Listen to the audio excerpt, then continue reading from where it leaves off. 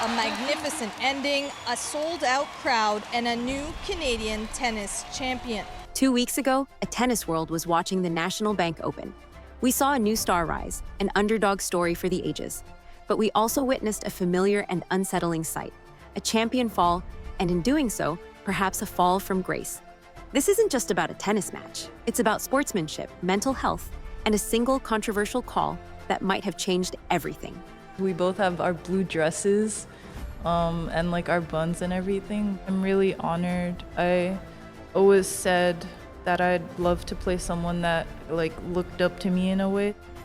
What's up, tennis fans? I'm here to talk about the final of the National Bank Open, a match that will be remembered for two very different reasons. On one side, we have the incredible story of a new champion, Vicky Mboko, a player who, just a few weeks ago, was ranked in the 300s, but who just beat a global icon to win her first major title.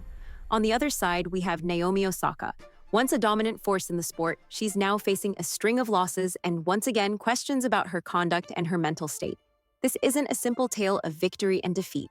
It's about a moment that exposed a lot of tension in the world of professional tennis. And it all started with a simple, quick handshake at the net, and a point that may have never been. Let's rewind for a second, because we can't talk about the final without talking about the incredible journey Mboko took to get there. Before this tournament, few outside of the hardcore tennis world knew her name. But she put on a clinic. She went on an absolute streak, defeating some of the biggest names in the sport.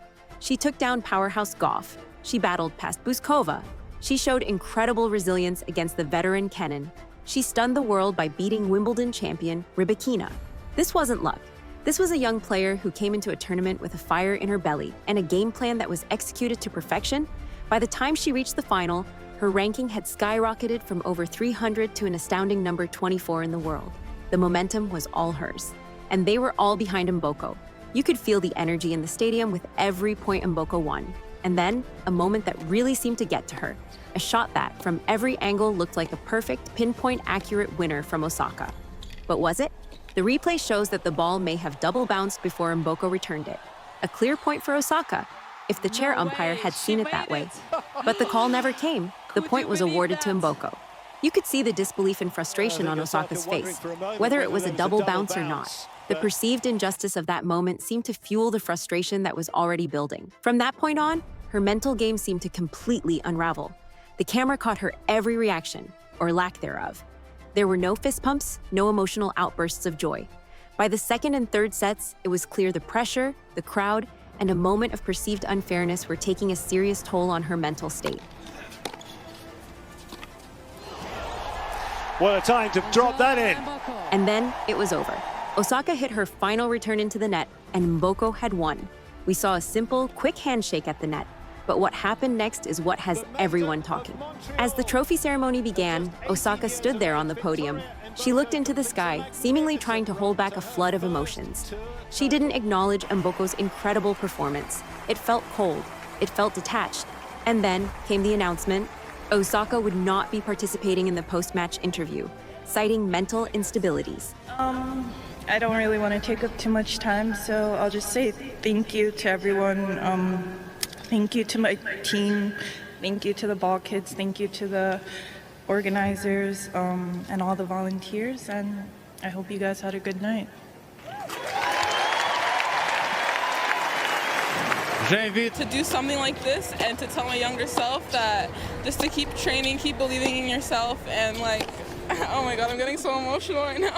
18-year-old Victoria Mboko has done what few thought possible at Montreal's National Bank Open, bringing fans in the stands and across the country along for the ride. Now, this is where the conversation gets difficult. This isn't the first time we've seen this from Osaka. The losses in finals, the refusal to participate in interviews. It's a pattern. We know mental health is a serious and complex issue, especially for professional athletes. It's a topic that's finally getting the attention it deserves in tennis.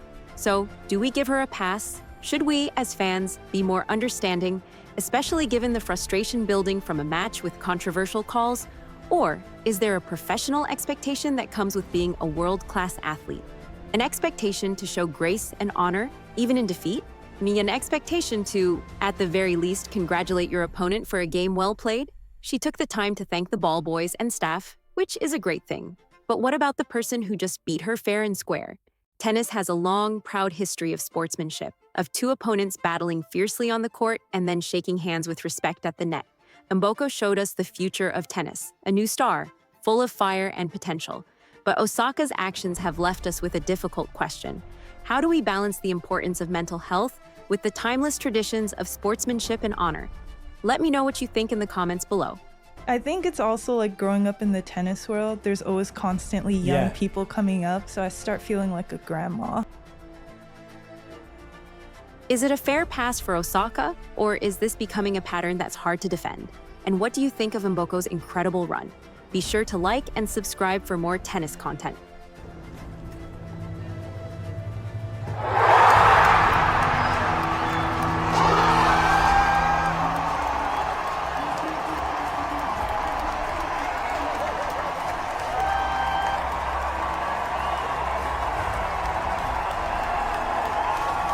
I think she cannot believe what she has just done in front of her home crowd. Unbelievable story and unbelievable ending to this story.